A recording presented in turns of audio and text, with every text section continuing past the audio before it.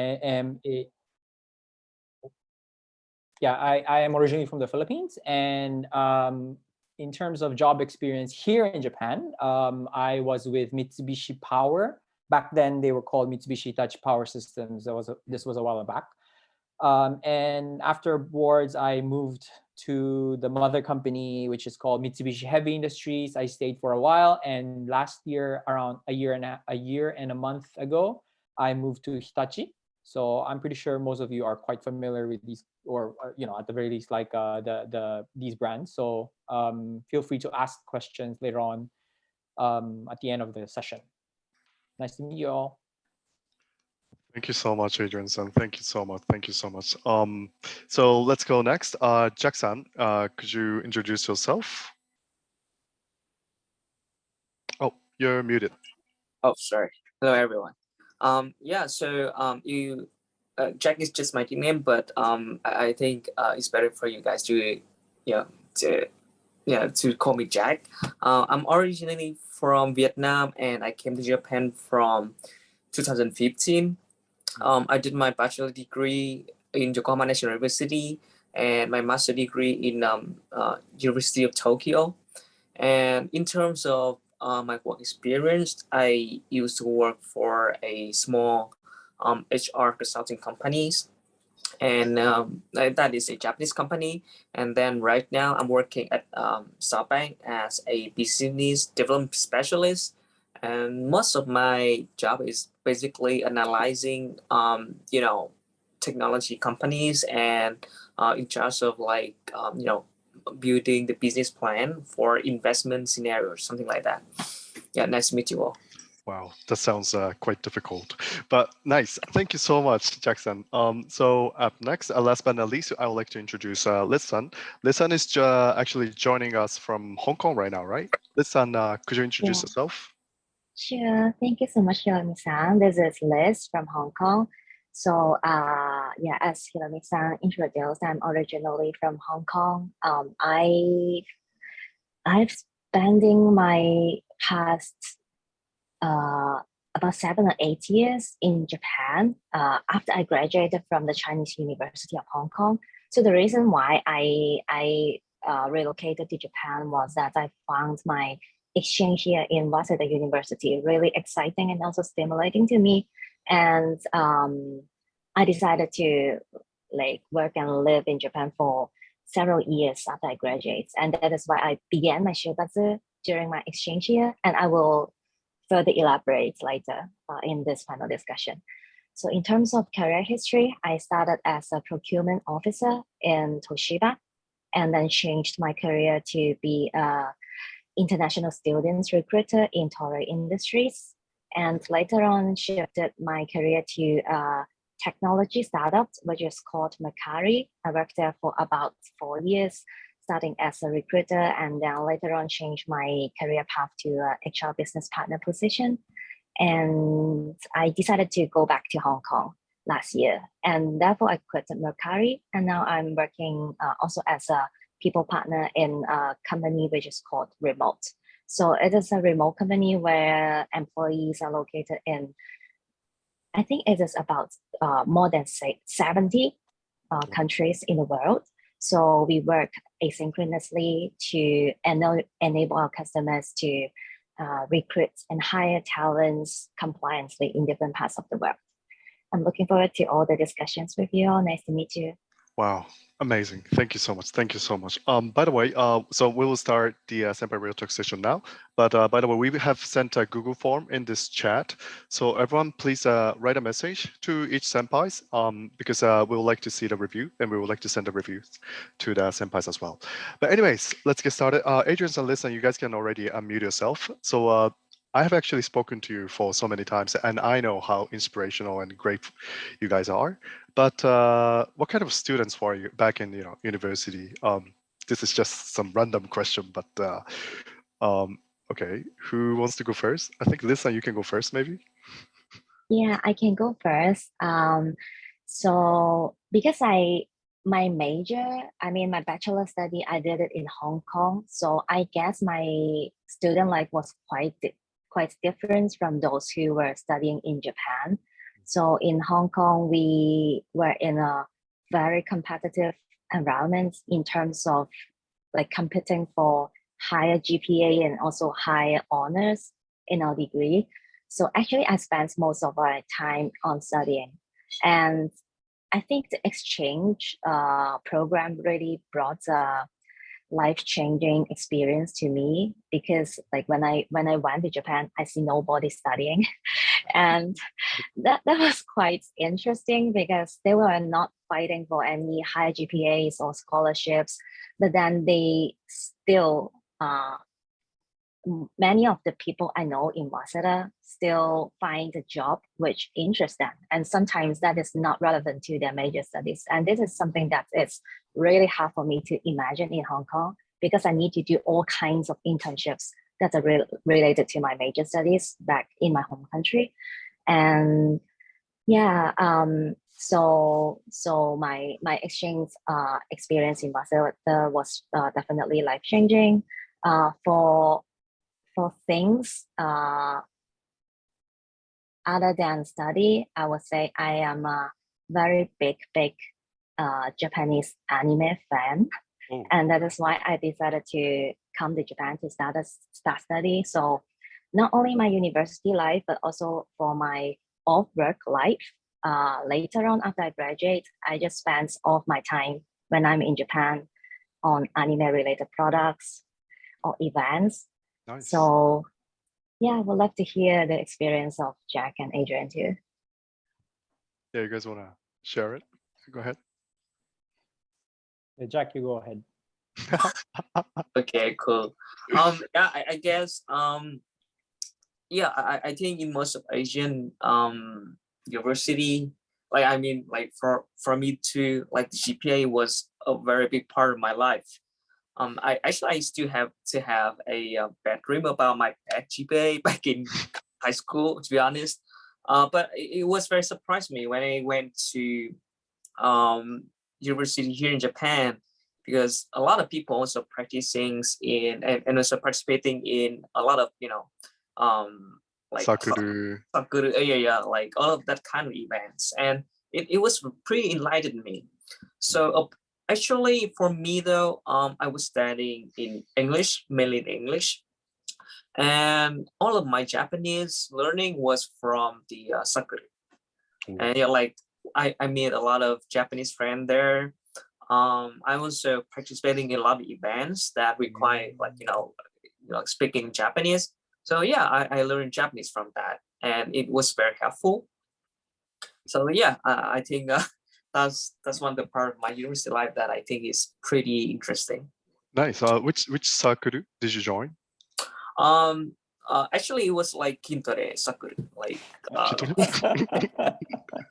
Kintore? like we used to work out at the gym all the time. Like this one? Yeah, that's wow. like yeah, that's kind of Sakura. Yeah. Wow. So I would love to meet you in person on the 6th, so that I will know how buff you are. Yeah, sure. Okay. Totally. But that is true. Like GPA is quite not so important here in the Japanese university. How about Adrian Sen? How was your university life? So this is quite interesting, having Liz and Jack on two different kind of like spectrums, because I actually fall in the middle. I studied both in the Philippines and also here in Japan. So I have a couple of degrees from both countries and different universities, right? And I can actually attest to the fact that back in the Philippines when I was studying there, GPA was much more important than how Japanese university students look at GPA when they're studying in Japan. So it's quite interesting because I actually kind of experienced both, and I actually have this exactly same kind of like comment or perspective as Jack and Liz. In terms of like extracurricular activities, I actually lived my entire university life. When I went to Ritsumeikan Asia Pacific University, I lived the entire time in the university dorms. Oh, nice. Yeah, and practically everything that I did was not related to like classes, was still related to the dorms.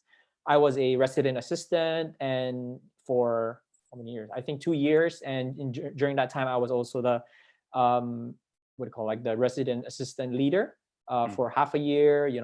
And I did like a couple of different like the Ritsumekan group has this like peace tour that they do, visiting different places like Hiroshima and like Kyoto, having exchange with other Ritsumekan students. Like I also did a lot of that. I was a peace tour leader, and everything that I pretty much did back in university was related to the dorm, because I was just there practically, 24/7. And everything I did was school, studying or dorm stuff. Yeah. And it was quite interesting. It was very interesting because, as probably most people here know, Ritsumekan APU is a very, very diverse and unique environment. It's neither Japan nor nor outside of Japan. It's kind of like a very, very good mix of like Japanese students and people from all over the world, and people of all ages. And I'm having like a bit of a hard time actually remember a lot of stuff, because like all of this actually was so long ago, more than 10 years ago, right? I think I'm much older than all of you, so yeah. Yeah. But anyway, yeah. So it was fun. Yeah, it was fun, and I think it helped a lot. It was a very good experience, kind of like cushioning my transition into actual Japanese life after university. Yeah. Okay, that sounds great. Thank you. Listen, Jackson, Jason, do you guys have questions to each other? Like any questions that you want to ask to each other?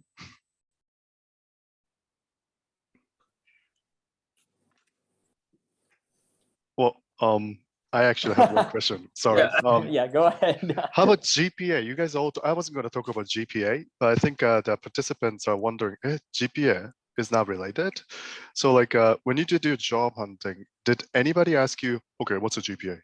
Did anybody ask you? For me, no. Yeah, when I was doing job hunting, no one ever asked me about my GPA. So, but I have to say though that it still matters, because when I was doing like shinsotsu shukatsu, then no one asked me.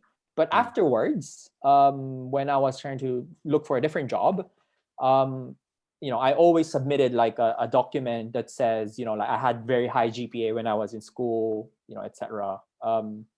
Yeah, so I think it's still important.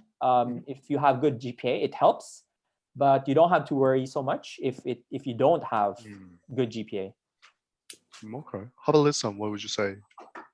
I did both job hunting in Hong Kong and Japan. So in Hong Kong, we are defaulted to put on our GPA, because if we are not putting, they will suspect us for not having good GPA. So it's like a necessity. But when I was in Japan, because we usually have a standardized format of lecture. So on there, if there is no space for us to put GPA, I don't put it. But when I am given the freedom to design my own entry sheets or resume when I apply, I usually put on my GPA also, just for reference. I feel like if I put on more information, it will give me more sense of security. And that's why I did so. But I was never asked for my GPA when I did Shukatsu in Japan. Wow, thank you so much. Thank you so much. I have some questions. Do we answer them now, or? Yeah, I mean, we can. Yeah, you can if you want. So, Mandy, someone asked. Go ahead. Go ahead. Before Mandy, there was someone asked, do you have to put GPA on your CV when applying? So essentially, no. For any job that I applied for from the very beginning, even until now, I've never had to put my GPA.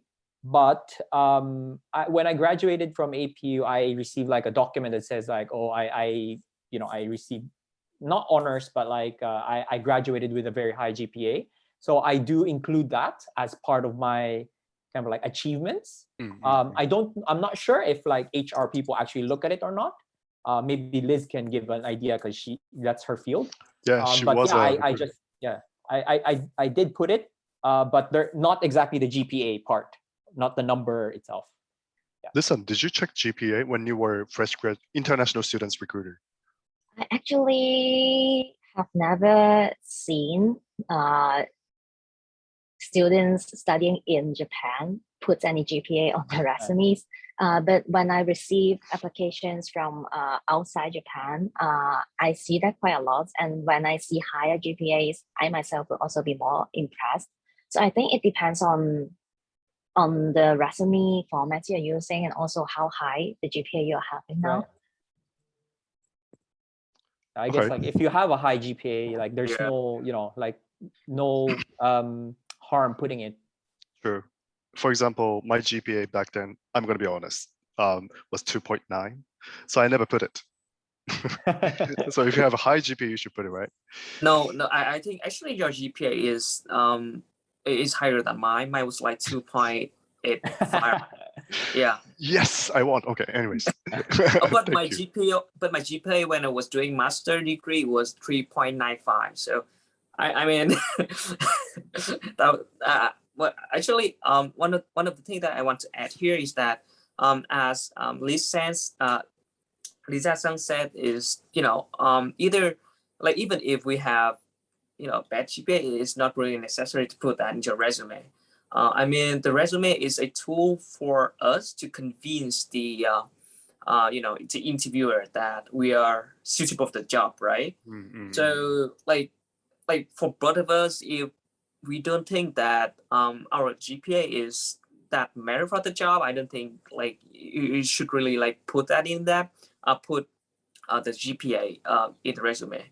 It's really like depends on the job, Thank you. That's so true. We were actually going to take questions later, but there's a person who's raising a hand. So is it okay if we take his question? Sure. Yeah. So Hossein Khan-san, could you unmute yourself and ask a question? Thank you very much, Kermit. Yeah, my name is Imdad, and my question is to Adrian. Adrian, hi. I'm from APU as well. I recently done with my second master's from APU, which is MBA. So it's a pleasure to see you here. So my question is, I've worked really, really hard for the last 2 years of mine to have a very high CGPA. And I get done with, not to brag you, but get done with being a valedictorian.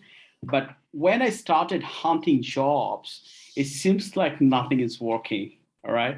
So like though before coming to APU, I had 10 years of corporate experience.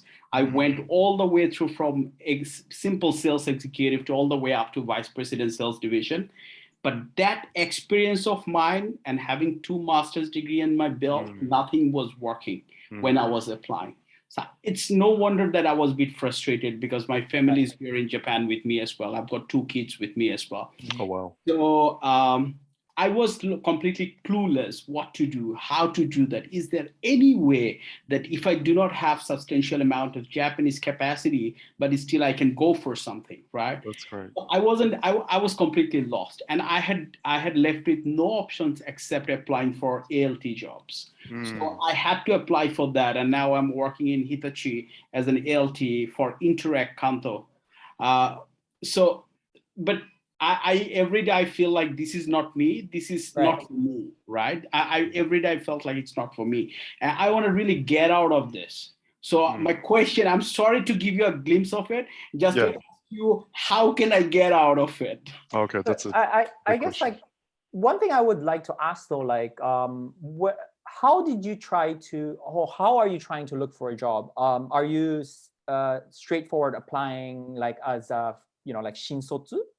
Or are you trying to go through like recruiters? Because I think for your case, I would highly suggest that you try to talk to a recruiter and make use of like the networks that recruiters will have. Because for your case, you aren't exactly fresh grad. He has you're experience. Not the same position like as everyone else, right? Like you have experience, but if you're applying as a fresh grad, like the system automatically kind of like excludes all of that pretty much. And and it automatically becomes to your disadvantage because I assume that you're much older than everyone else. I was kind of in the same way. And so that I would highly suggest that you try to talk to like a recruiter and see like, you know, what kind of, tell them what kind of companies or experience you've had and kind of companies that you want to go to, and like see if they have any openings, etc. Sure. Yeah, I think that's a very, very good way to kind of like restart your job hunt. Thank you, Adrian-san. Thank you, M-san. Thank you so much for raising your hand. And I guess you also talk about the importance of Japanese, which is, you know, our next topic. So we can move on to next question. But so yeah, Japanese skills, right? So as Ibma-san, he mentioned, a lot of students may worry about their Japanese skills. So I just want to ask to the panelists, you know, how was your Japanese level? Like when you first came into the university and when you started job hunting, you know, were you like so fluent, or like how was it? Like, should I? Yeah, go ahead, Jackson. Okay. Yeah, like before I came to Japan, I actually studied Japanese. And I think my Japanese level was around like N4, N3 or something. And then, but in my university, I studied fully in English, and then I also took the Japanese classes as well. So like during like 4 years in university, and 1 or 2 years in master degree, my Japanese was around like between N2 and N1 level. But I think in terms of Japanese skill, it's not just about the degree, right? It's not really about certification. Personally, I never take the JLPT. I took the BJT, the Business Japanese test instead. Yeah, so that kind of test is strictly about business scenario. So I learned a lot from that. And yeah, I think like some of you guys, if you want to really like try to like get into the Japanese business manners, I study all the words. I think that one of the tests that you should take. Yeah, it's a very good tips. How about Liz-san or Adrian-san? Maybe I can go first. For me, I learned Japanese mainly by watching Japanese anime. So I don't think I have did very formal education in terms of Japanese language. I suppose I had about N2 or N1 when I was doing my exchange year in Waseda, because I did a N1 test before I went back to Hong Kong, and I passed it quite successfully. But yeah, I never really did revision or a formal study on those language structures, sentence structures, as I think it doesn't really affect me much in terms of how I work. Those structures are usually not very commonly used by Japanese also. Yeah, so in terms of how how my Japanese language corresponds to my job hunting. Should I talk about it now or later? You can talk about it. Yeah, go ahead.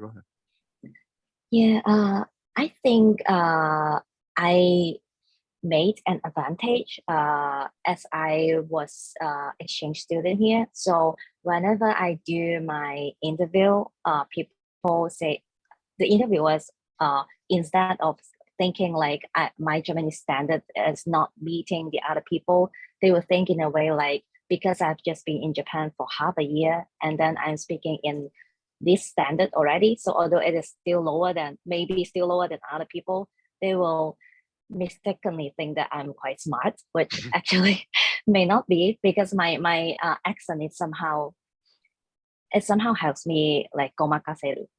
Because I learned Japanese mainly by watching animation. So the intonations, the accents, they somehow is more Japanese-like.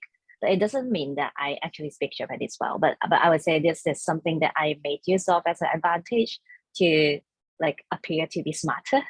I'm not sure if it applies to everyone, but I think yeah, good Japanese intonation will help you to make a better impression to the other people that you are mixing into the society well. Yeah, that's all for me. Yeah, I'll follow through. Yeah, when I started doing my Shukatsu, like, you know, I pretty much already checked the, you know, fluent in Japanese box. I got my N2 in, like, I can't remember, but like, I already had N1 way, like a few years before I started Shukatsu. So, you know, it wasn't an issue at all. Japanese is not an issue. And I would definitely 100% say that if you intend to stay in Japan, whether you want to work for a Japanese company or choose to work for a, you know, a gaishike, it will always be to your advantage if you speak Japanese well and if you're able to converse in Japanese well. And it will open way more doors.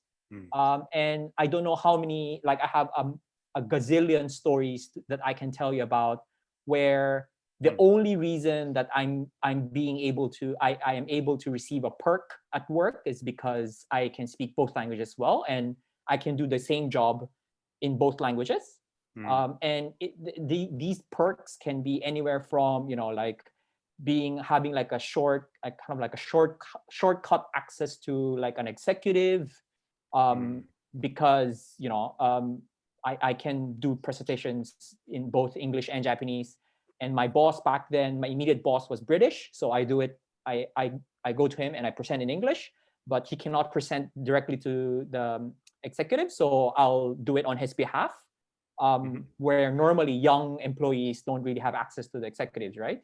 And from there, you know, like I've even have a case where we had one executive, like the chief regional officer for APAC, was going to visit the Philippines, and he, you know, he knows me personally, and he, you know, asked like my department to specifically ask me to go with him to the Philippines because he wanted someone who can speak all three languages and kind of like be the ears, be the kind of like quote unquote the smartest person in the room, right? Because he can only speak Japanese, he doesn't speak English well even. But like the locals will be speaking in Filipino or English, right? And there will be journalists who will be speaking in English, and then my Japanese colleagues. It's not my job to be there, but I got a free trip back to the Philippines because that's nice. Yeah, and precisely just because I speak English, Filipino, and Japanese well, and you know I can, you know, be there, kind of like risk, to risk evasion, in case something happens, and I can be the person to kind of like coordinate everything because I speak everyone's languages, right?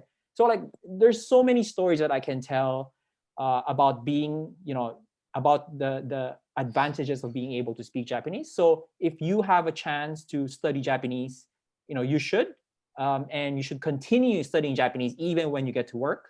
I'm sure we're all gonna talk about it a bit later, but like a lot of Japanese companies will give their foreign employees kind of like free Japanese classes, and if you have the chance, I think you should definitely take them. Okay, thank you. Yeah, that's actually an advantage of being an international student, because you can speak Filipino language, English, and if you can speak Japanese, then you will be given that kind of opportunity. Well, it's not easy, of course, but I think it's better to brush it up, right? I guess. Thank you so much. This was a big topic. Let's move on to Shukatsu. So I guess all of you have done Shukatsu, which is job hunting process as a fresh graduate in Japan. So I just want to know the stories. Maybe, you know, there must be some moments where you felt like, what the heck? Or you felt like, oh, that's great. You know, I don't know. So I guess maybe I can ask Jackson. So how was your Shukatsu? I think you told me that sometimes people thought you were mid-career, like chuto, right? How was your job hunting? Oh, okay. Audio problem, I guess. You can take time. I guess Adrian, so you can go first. Yeah. Yeah, like for me, I think I realized that like so many of the companies around Japan during Shukatsu and to kind of like they're very, very eager to talk to like new grads. And I kind of made sure like I took advantage of that, like because like trying to learn about different companies, it takes time, like it's not just about going onto Wikipedia, each of the Wikipedia pages and read, right? Like, but like a lot of these companies, they prepare like very, very intricate, but at the same time, very shortened versions of like what you need to know about their companies, where they're going, where did they come from, like history, heritage, and what are their plans for not only like their employees, but like the company itself, right? And they give you a glimpse of like what is happening in their industry, etc. And I think like it's kind of like a very easy way to just like, it's not that difficult, kind of like go to these like explanatory like sessions like setsumekai and just sit down, take notes what if you want, like even if there's some companies that you don't think you want to work at, but you think that you should learn more about, then definitely go to these setsumekai and like listen to them give the presentations, because I mean it's a very easy way to take advantage of this timing and learn about so many things very easily. And I think you should take advantage of that. And I think that was for me like one of the best kind of like parts of Shukatsu, kind of like very easy access to information. Yeah, and yeah, and I did take advantage of that, and it was a lot of fun for me actually. Oh wow! Do you have any recommended sources that student can use? I don't know, but with like APU, like there were a lot of on-campus recruiting, sessions, and there would be kind of like weekends where like so many different companies will just come and you just pick and choose pretty much, and then just go to one every hour that they will have like a different company for these sessions. And then yeah, I think first and foremost go to your career career help center. Yeah, career centers. Yeah, right. Those career center people are quite helpful a lot of times. That's true. Thank you. How about Jackson? Okay. Actually, I think my case might be a little bit different because I graduated in September, which is like American schedule, right? And like basically in Japan, they graduated in March, and they do the shukatsu in April, right? So for my case, it's very difficult for me to find a company that accept Shukatsu Nusha, like the people from October. So if a student's graduating in September, so you graduate in September, right? Yeah. Okay, go on. So it is, so because of that, I have to figure out the way to, like I have to figure out the other way. And I found one event that's called Boston Career Forum. Boston Career Forum, yeah. Yeah, okay. And it is actually for the Japanese students studying overseas to find a job back in Japan, right?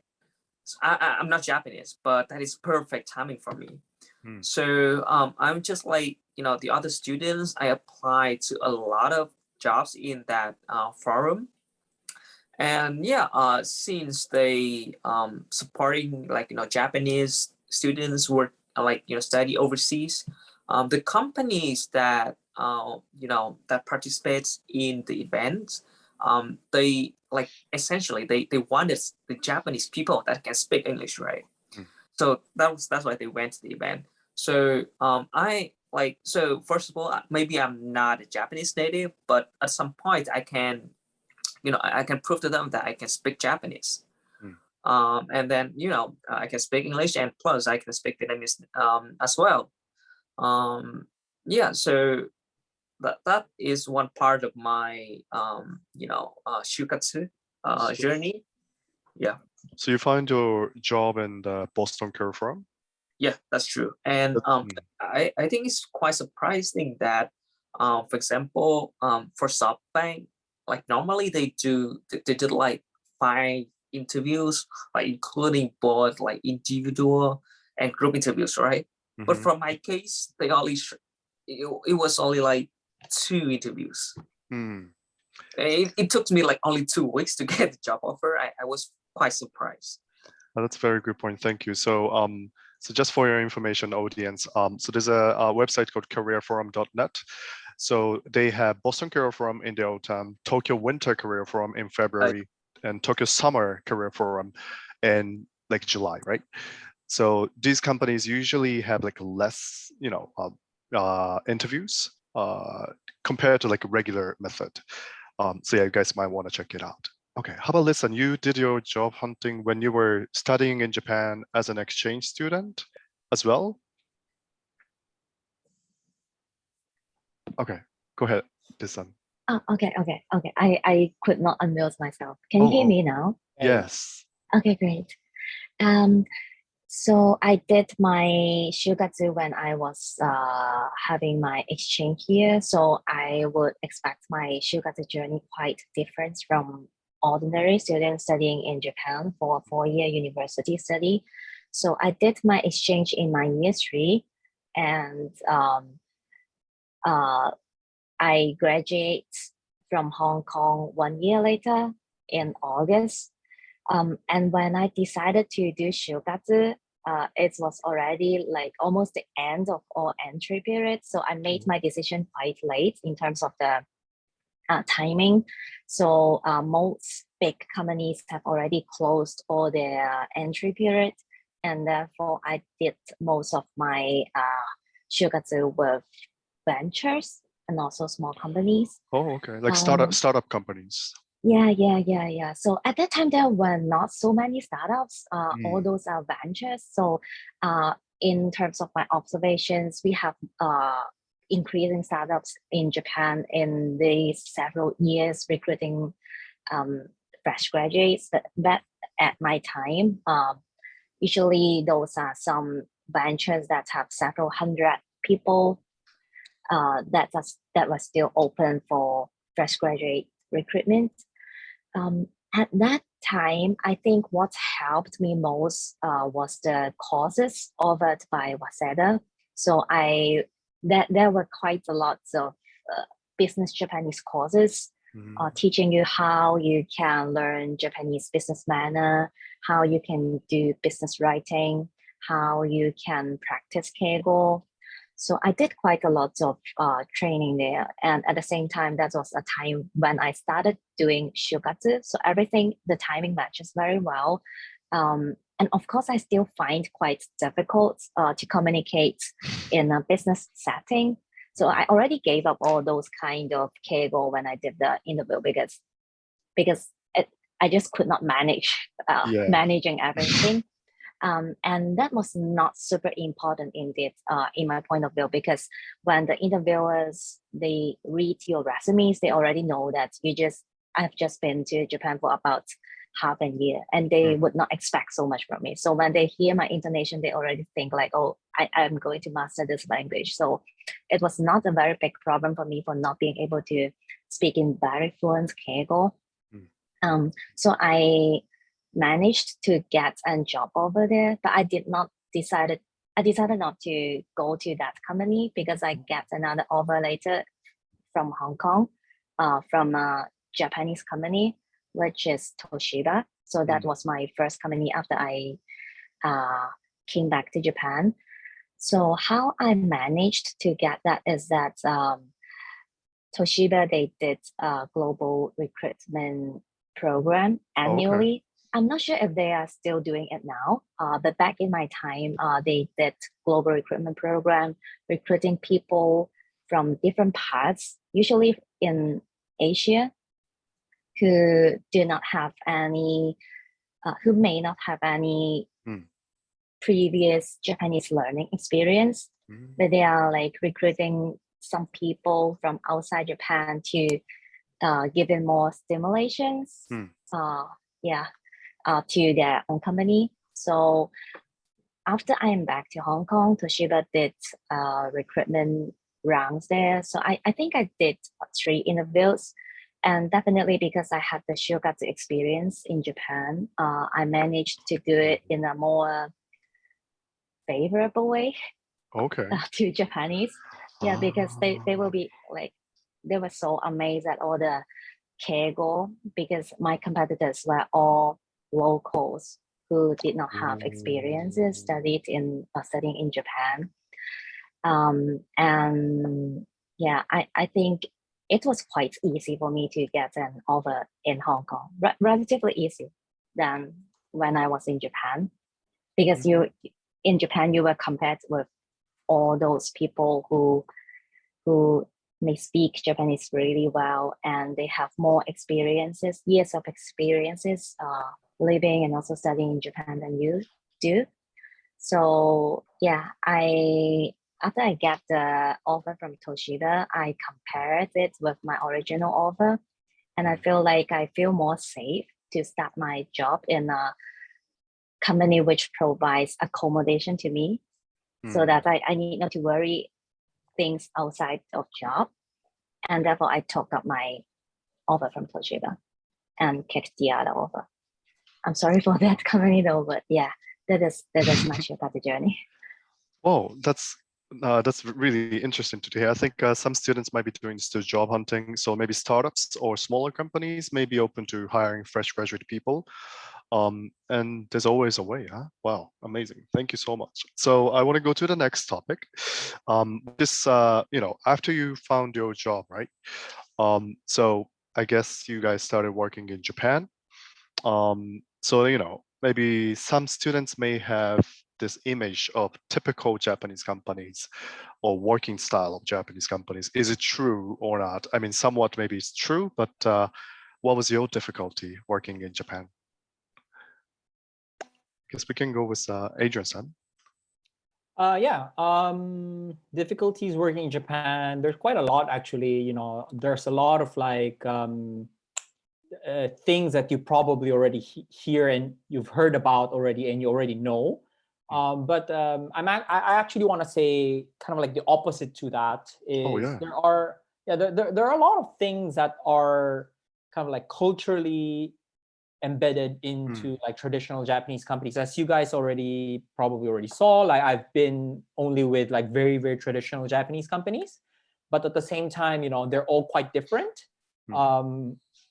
Especially if you work for a large Japanese company, it's not just about Japanese company culture. It's also about, and it's not just about like the company culture itself. Like each department will also have their own culture. It's just too, like, I think it's not fair to kind of like just bunch them all together. But I will say though that, there are some similarities that wherever you go, probably you'll face like, a lot of it is changing obviously, but like sometimes I don't really understand still why we're doing this, like, stamparari, like, getting hako one after the another.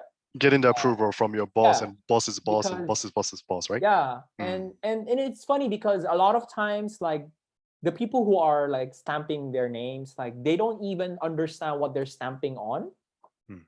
And I've actually come to a point in my career where I know that I don't have to ask too many questions to put my own stamp as well.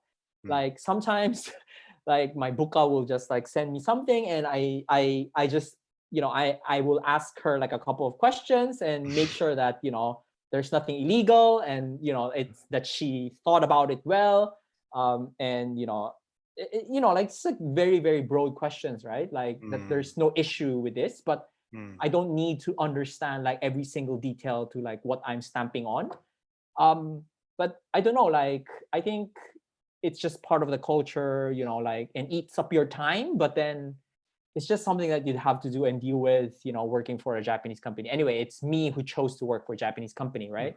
That's true. Yeah, that's definitely one of the things, like, I think kind of like I just swallow and like just go with the flow. I think you told me that you worked for Mitsubishi heavy industry and now Hitachi, right? These are two very in the society, people think it's a very two traditional companies. Right, but you said it's different. Their working culture is different. How is it different?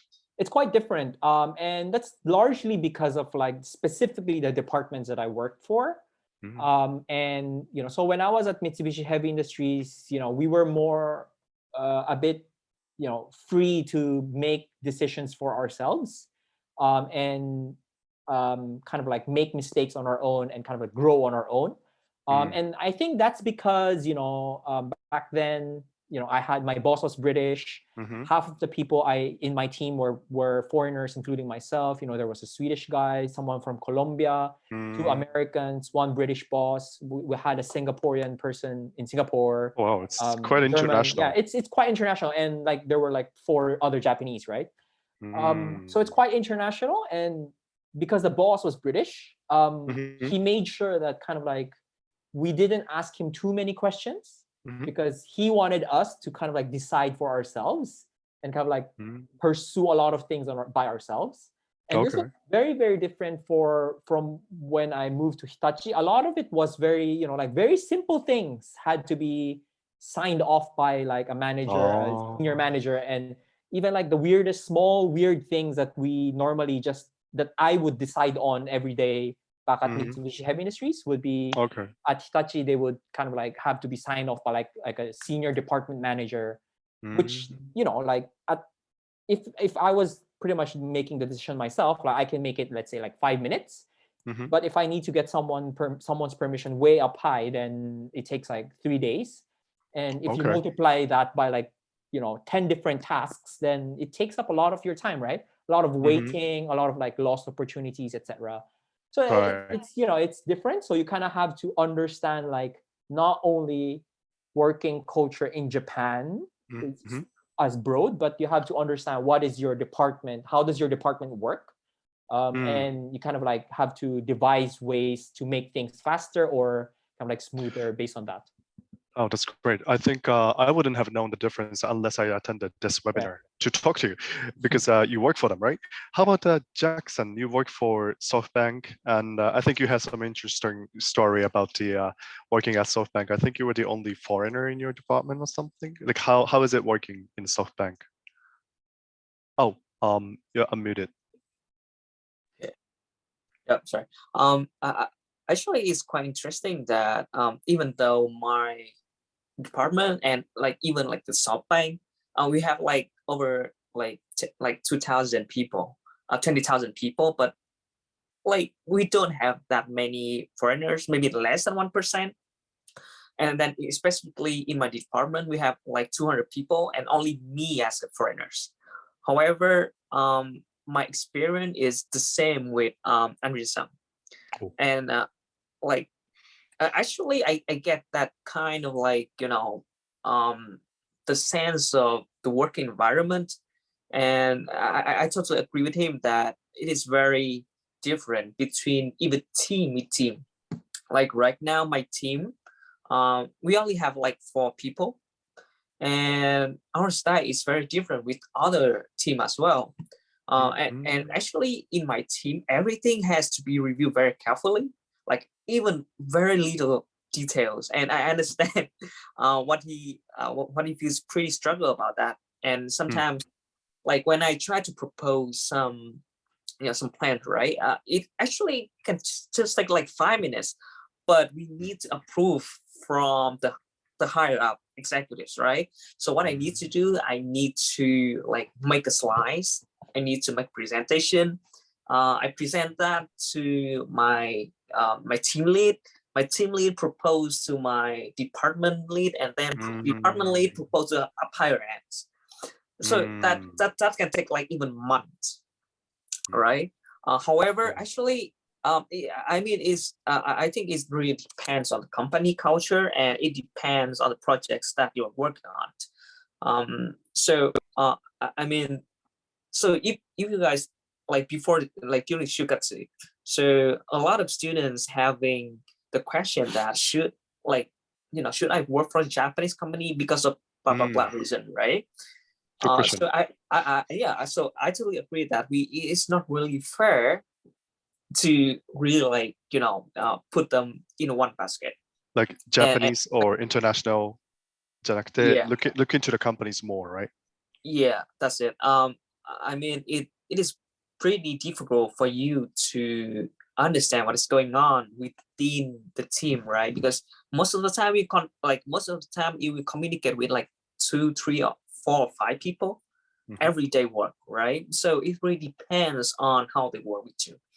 I think I'm just trying to emphasize what Andrian Sang mentioned, and yeah, that's my take from the work environment in Japan.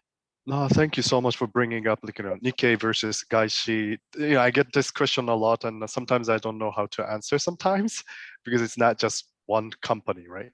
So look into the companies. That's really true. Listen, you have worked in, actually, your experience is kind of interesting because you have worked for Toshiba, which is a traditional company, Toray, as a recruiter for international students, and then Mercari, which is one of the biggest startups in Japan, and then now working in a startup in Hong Kong, right? So I think you can see things in a very different perspective. What do you think about like working in Japan? You can generalize it, but what's your opinion? I think the biggest challenge faced by quite a lot of non-Japanese employee working in Japan, no matter in a traditional big company or startup or gaishike, is usually about exerting your influence inside a company. I'm going to elaborate on that.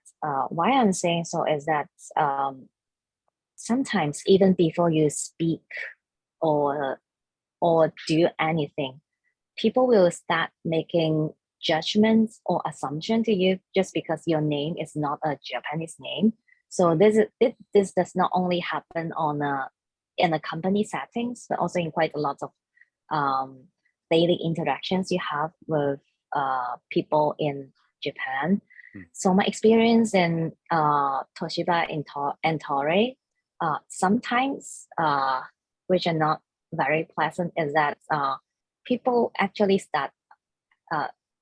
they actually avoid speaking with you just because you are not having a Japanese name, because they will assume having certain kinds of difficulty communicating with you, worrying that you do not know Japanese. And sometimes there are some senpais who take up calls, finding that the callers, they are not speaking in Japanese, and they're so afraid that they will need to cut them. So I would not say that everybody is like that. This just happens sometimes. But I would say that Japan is still developing itself to accommodate or to enable people from different cultures or language backgrounds to shine. So I think Adrian mentioned that learning Japanese definitely will help you to climb up to a higher career ladder. And I personally agree with that. And that is also why I was the only foreigner in the HR department in Mercari, being in a HR business partner position, because they find more trust and they feel more like, many Japanese people feel more sense of security and also the sense of trust when they see that you can speak in Japanese well. But at the same time, there is one thing that I really like to bring up to remind myself and also everyone here, is that usually when we talk about Shukatsu in Japan or working in Japan, we would think of ways or tips for us to accommodate to the Japanese standards. The one thing that we should not forget is to take care of our own selves mentally and to really treasure the unique parts of us. So when we do Shukatsu, we usually listen to a lot of senpai's tips on doing this or that, or like doing research on what types of person a company may like.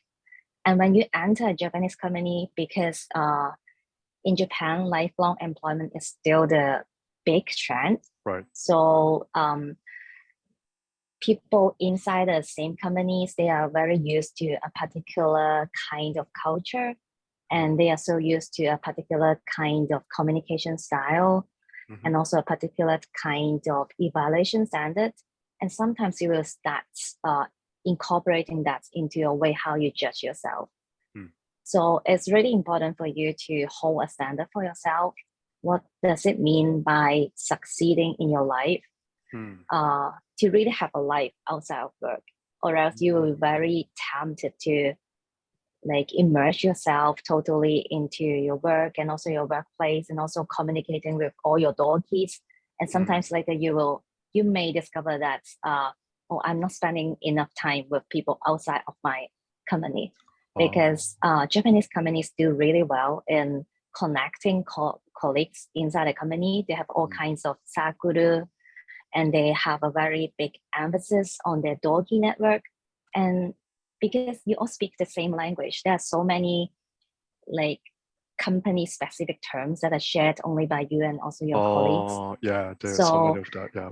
Yeah, and people see that those nominations or like communication after work, yeah, as also some kind of evaluation standards to see how people are dedicated to be better inside the company. So it is very tempting for you to engage in that. And I also had this, like there was also 1 or 2 years which I felt that I must attend all those networking. Nomikai, like drinking. Yeah, nomikai, and also all those football games during weekends with the colleagues, which I did not really enjoy. So like several years later, looking back, I feel like this really helped to improve my Japanese, but may not be something that I enjoyed most. So yeah, I would say that because we are like living away from our friends and family, and when we are working in a country which long hour working is like a norm, it is so tempted for you to get overworked or over engaged with people in your own company. So one thing that I would really like to bring up is to like take time for your own self-reflection and also self-care. And this is usually the time which gives you much of the realization and also personal growth. Wow. Well, that's a very good topic you touched upon. So mental state is important, right? Obviously. How did you, Jackson or Adrian, and how did you guys, kind of like manage this difficulties or mental parts of your life? I mean, maybe it was not so too stressful for you, but how do you kind of, go outside of your company and just, get your life? Is there any tips on that? What I'm about to say probably is a little bit contradictory to what Liz partly That's mentioned. Fine. Opinions welcome. Yeah, please. Yeah, so like for me, a lot of the things that I have like when I have issues with regarding the company, sometimes there are a lot of things that I cannot say outside the company to people outside the company. So I think it really, really helps to have that, like not a best friend, but like, a trusted nakama, like a sounding board. You have a person inside the company where you can just say like, oh, F that, or like, oh, I hate this person, or whoever like that. Yeah, like someone, but you just have to make sure that you trust that person. Because I learned it the hard way that not everyone is open to listening to complaints, especially Japanese who have worked their entire lives in the same company. When you try to say like the negative things about the company, a lot of like people tend to take it as a personal offense, even though you're not talking about them, but you're talking about the company, right? True. So I think that's like, because you can kind of imagine, right? Like a lot of people, like this son mentioned, it's a lot of it is what do you call like lifelong, like shushin koyo, like right. Lifetime employment there. Yeah, so they've been with the company the entire life, so their lives at the company is equal to their lives, period. So there's no personal life, right? For a lot of these people, it's probably like, that's it. That's how they think. That's how they will think even from now on. So you just have to be careful who you choose to complain to. True. You cannot complain to everybody, but if you trust this person, then you guys can support each other, right? Yeah, precisely. Yeah. I actually have a very funny story where someone complained about me because I was complaining about the company.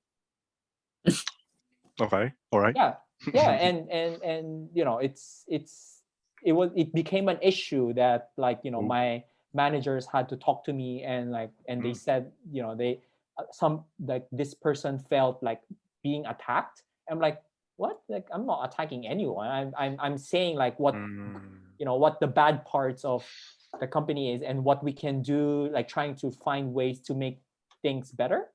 But like, you know, like sometimes it's a matter of like, you know, who you talk to about these things as well, which is very, very important, you know. Yeah, especially for me, because I'm a very straightforward person, you know. So sometimes, like if it comes to these things, to coping with a difficulty, which I have to keep within the company, then I have no other choice but to find that one other person within the same company, not outside, that I can kind of like divulge these feelings to, you know, unload these like feelings to. Thank you so much. Yeah. Jackson, did you have your own way of, you know, dealing with mental, I mean, I don't know if you have stress or anything, but Yeah, I think in most of us, like we are dealing with certain level of stress. For me though, it is a little bit difficult, because sometimes I feel like I'm not having stress, but it is actually stressful, but I'm trying to deny that. oh, Right. So actually, I used to watch a video on a TED, you know, like a TED talk that says, like the way that you look at stress might be different if you look at stress a little bit more positively. Let's say it's maybe not a stress, it's just a hard term for you to learn something new, right? So I like for the like several months, like 6 months or so, in my work in SoftBank, if I find something like a little bit stressful, I try to take that, oh, so this is a time that I am trying to get better if I go through the difficulties, right? However, like the consequences of that, even though if I see that more positively, like my mental health and my physical health is not getting that, it's not getting better, like, to be honest, right?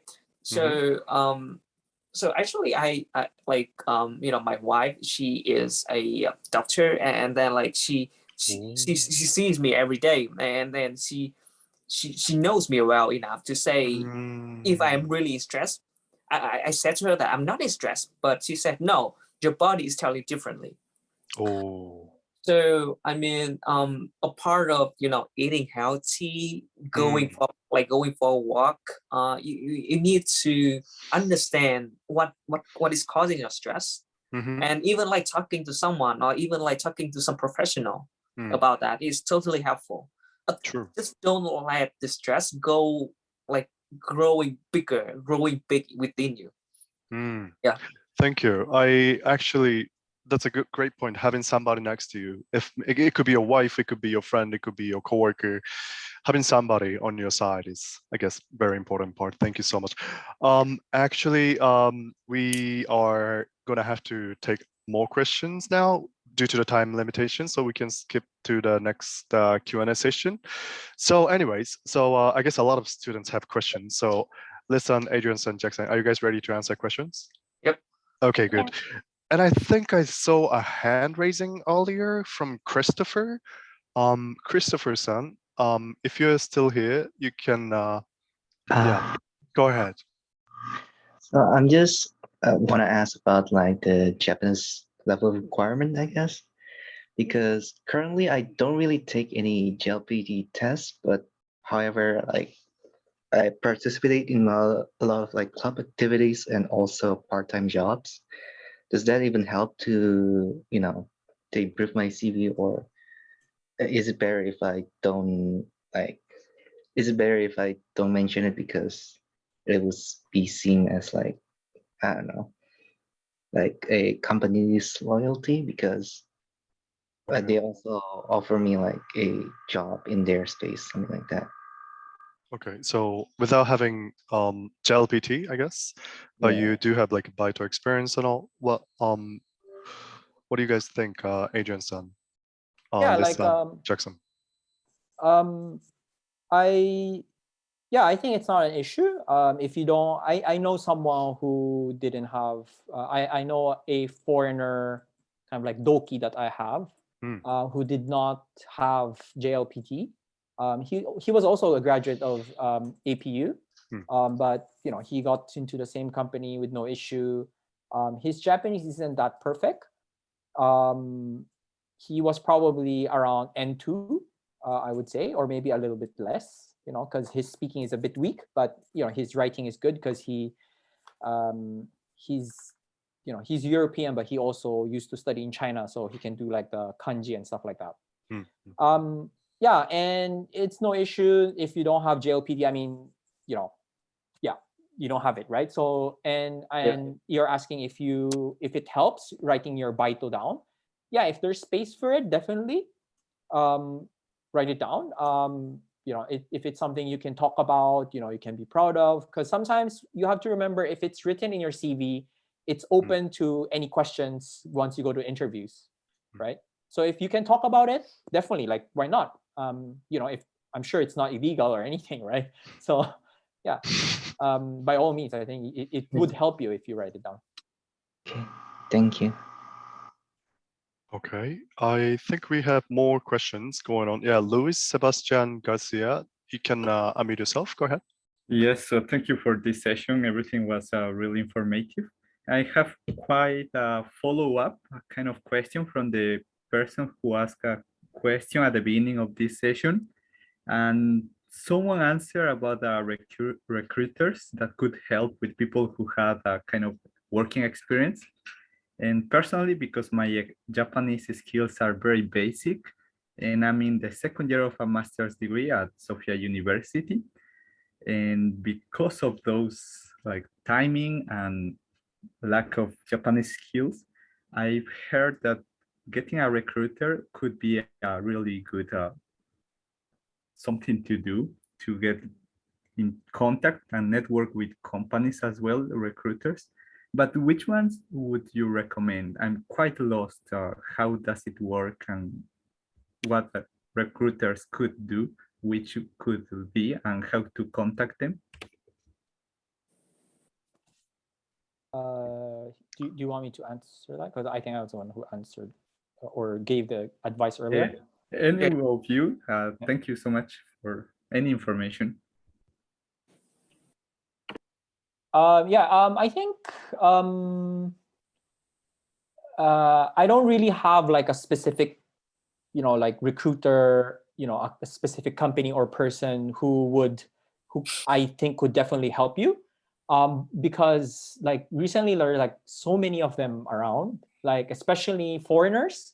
There are tons and tons of foreigners who just end up becoming recruiters, like, and like they set up their small companies like with like 2 employees or like just themselves, etc. There are a lot of them actually around. One way is to start is by like signing up for like something like BizReach, and you just have to be very, very ready, because if you sign up for BizReach, like I don't know if you're familiar with that, like they often have like the CM like BizReach, yeah. So it's like a scouting service, right? Yeah, scouting service. Yeah, recruiters will send you scout message. And so like a lot of like, once you sign up for this, like you'll suddenly get like a lot of like recruiters, small and big ones, and maybe even, if you're lucky, maybe even like straight from like companies themselves. That's definitely one way. I tried it once a long time before. I didn't like it because it was just too much, too many people like trying to talk to me, and like I get like 3 to 5 messages every single day, and it's just annoying. So I just end up like picking a few, and picking those who I thought were easy to work with, and picking the big companies, because I know that they have the widest kind of like connections. And by big companies, I am referring to the usual, like, Persona, or Recruito, Recruito Next, or something like that. I can't remember. Yeah. And yeah, like these like bigger ones, I think you can start there. And how it goes is like, it's quite simple. You reach out to them or they reach out to you. And once you have that connection, they would usually have like a 1-hour session with you and talk to you like, what are you looking for? Why are you looking for a new job, etc. And you can just explain your situation, and they can say, okay, based on what how the conversation goes, they could either say, okay, we'll get back to you and see if anyone in their company has any kind of like companies that they or jobs that they can suggest, or they'll straight tell you on the spot, like, we have like these suggestions, blah blah blah, and then from there you can get their help, kind of like checking your CV, etc., like going through interviews, etc. All right, thank you so much. Yeah. Okay, we have actually so many questions on the chat box and also a hand. All right. Okay, I think this simple question, we can answer it. So how many companies did you guys apply to, and how many called for interviews? Do you guys remember the numbers? How many companies did you guys apply to, and how many people arranged an interview? About, approximately. I think the students want to know the statistics. Okay, so for me though, I applied to around like 30 companies, 30, and then I got like 10 interviews and 3 90. Yeah, that's more statistic. Wow. How about Lissan and Adrianson? I actually can't remember how it was like in Shukatsu. But I would say that from a recruiter perspective, and what I have observed in quite a lot of companies, once you get an offer and you tell them that you have another offer, the attitude of quite a lot of recruiters will change a lot, because they will start thinking, oh, this person is getting an offer. This person must be a very attractive candidate. And I'm really sad to see this trend, but this is what is happening in quite a lot of Japanese companies. Like once you get an offer, you will get some more offers, and recruiters will start holding some follow-up chats with you to persuade them to get into the company. One of the most hate case I've heard is that some recruiter will even draft a 30-page proposal to a fresh graduate overly to persuade them to get into the company. Nice. If they find someone really shining. So yeah, sorry, I could not answer your question directly, but I would say that Shukatsu is like is quite favoring to those who have secured an offer. And so I would say that definitely at the start of your Shukatsu journey, if you started early, you can consider actually applying to quite a lot of companies at first. So even if you do not attend to the interviews, that would not make very big loss of your time. But if you happen to have time to attend to some of them, feel free to treat them as practices. Even though I was a recruiter and I may not personally feel very good for candidates treating our companies as practice, but actually, like you won't sense it. I mean, as recruiter, when you see that candidates are not very dedicated to your company, you will know about it, and you will also not give a very high mark to them. But if they are really so smart enough that they can like appear like every company is like their Daiichi Shibo, their first choice, then they deserve the offer because they're so smart. So if time allows, to start preparing for your Shukatsu early. This is my advice. True. Thank you so much, Lissan. Okay, we have actually so many questions and hand raising, but we have limited amount of time. So for the questions in the chat, we will take note of it. And I think there are so many answers that we can answer as well. So we're going to be following up with you guys on the Instagram post or something. But anyways, I see 2 hands raising. So Saku-san, go ahead. Can you unmute yourself? For sharing the very important and helpful information. So in my understanding, some of you completed your undergraduate in Japan and then got job in Japan, right? So during the job hunting process, your GPA, social works, or some volunteer or academic honor awards can be an essential part of your CV. So my question is that maybe assume that you are a graduate year student. So in that case, what qualifications will you write, and consider that qualifications are essential part of your CV? Yeah, that's my question. Thank you. Go ahead, Jackson or Adrian or listen. Go ahead. Go ahead. Sorry. Yeah. I think for me, like, I guess like if you have like qualifications or certificates, etc., for that are relevant to your field, especially if you're a graduate student in Japan, like the odd thing with Japan is even if you have a specialization during your bachelor's, no company actually sees that as a specialization on its own. Like they don't mitomeru unless you go to graduate school, right?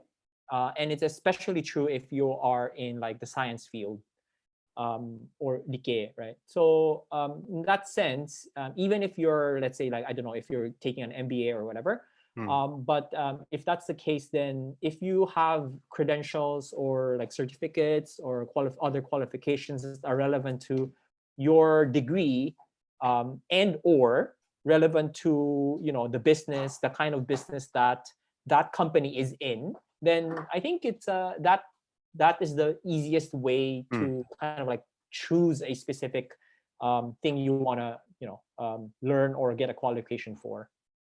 Thank you so much. Thank you so much. We have really limited amount of time, so we just want to get one last question from a hand. Remina, can you go ahead and unmute yourself?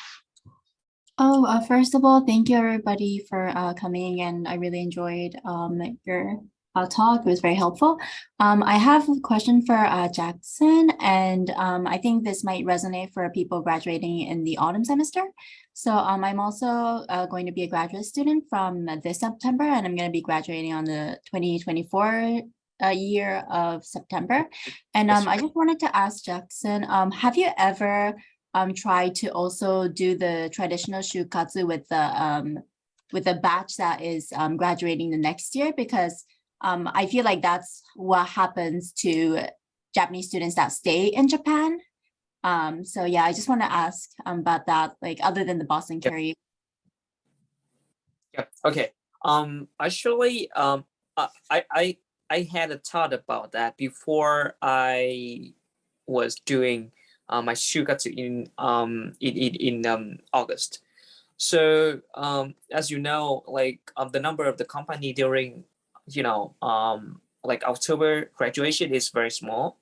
So my strategy was first I'm gonna do that Shukatsu first, and then if I don't get any job offer, I will prepare for my extension at my university, so that I can also do the Shukatsu with other Japanese students that graduate in March, right? So in short, it is possible for you. It's totally possible for you to do the Shukatsu as normal Japanese like graduation.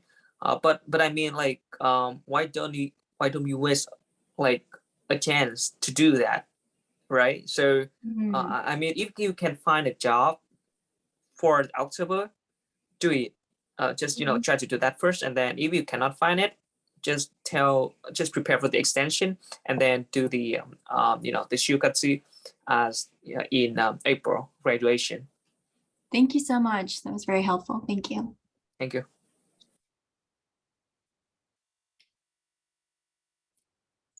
Thank you so much, everyone, for your questions. Unfortunately, we are running out of time.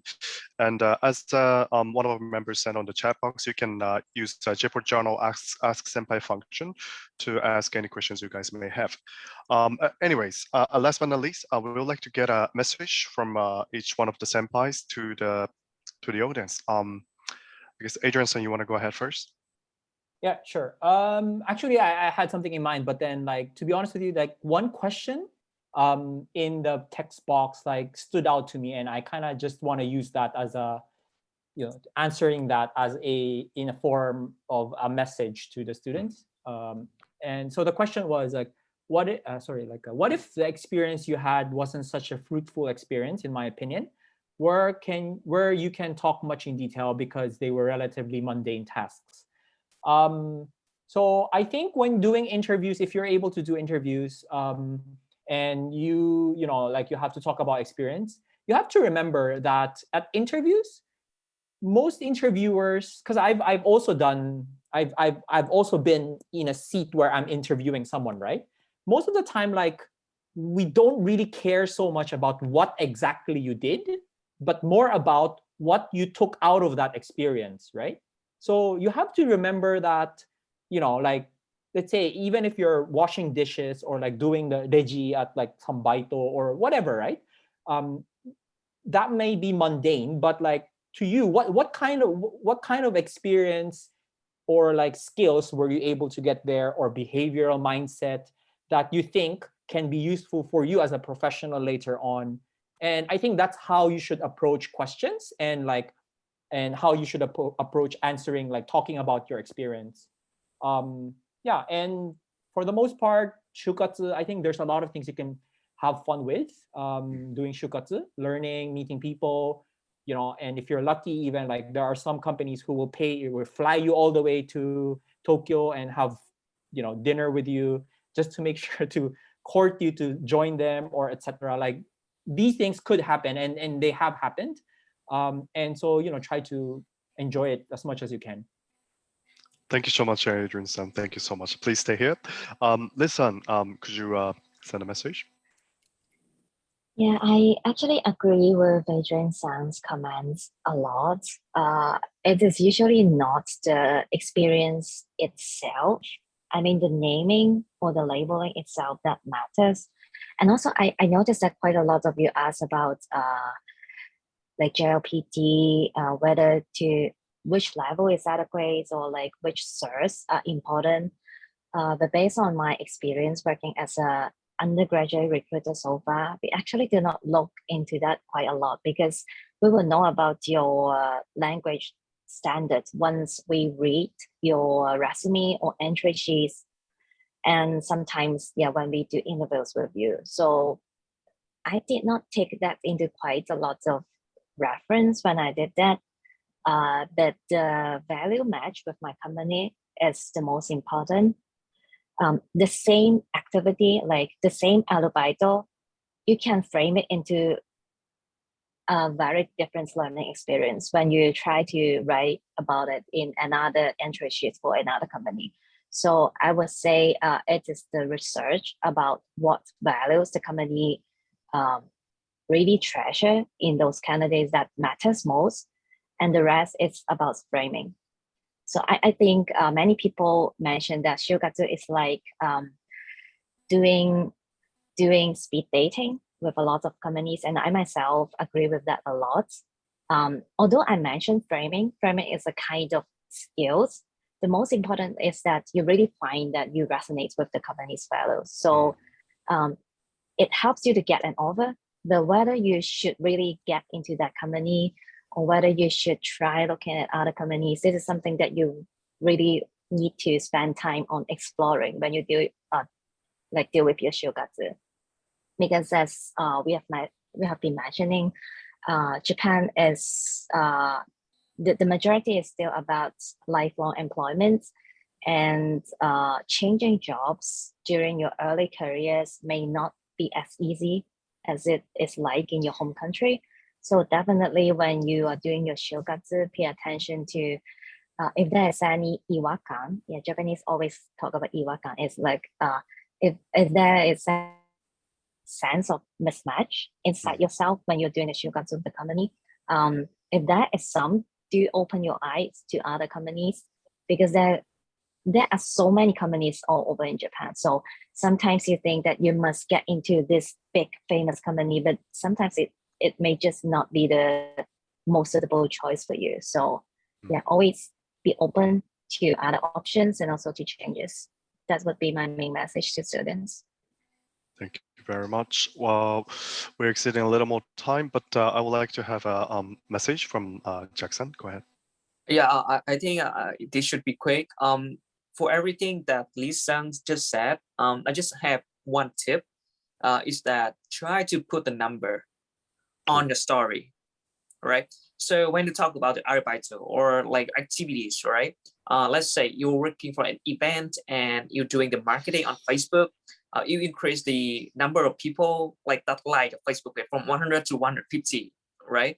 It is not that much, but you can write down in your resume and you can talk with the interviewers that you increase like 50% of the people that interested in your events, and it bring out this many people, and that get you to have increased the number of the marketing events results, something like that. Try to put the number and try to make that number looks really good, really good and more appealing into your resume. Yeah. Oh, that's very practical. Thank you so much. Thank you so much. Thank you so much. So before we go, I would like to, thank all the senpais and all the audience for coming here. And before we wrap up, we would like to take a photo, if it's okay with you guys and everyone. So please, if you can turn on your video, that'll be great. Please turn it on if you're not too shy. Okay, go ahead, guys. Thank you. So many J ports, but yeah, thank you guys. I don't have a camera. It's all right. Sorry, just for memory. So we might put it on SNS. So if you don't feel comfortable, that's totally fine. I guess we can just take it as it is right now. So Nicole, can you go ahead? Okay. Thank you. Okay, 3, 2, 1. Okay, I'll take a photo of the next page. Okay, 3, 2, 1. Okay, thank you. All right. Sorry, thank you so I much. tried to open my camera, but like the host don't allow me to open my camera. I guess it's the setting. Can you guys try again? See if you can start your. Oh, that's why. Okay. We always have like everybody turn on your video. So thank you so much. Oh yeah, I see a lot of people now. Please turn on. We'll wait for like maybe 10 seconds. 5. Oh, that's 5. 9. I know it's late. Thank you. I know you're hungry.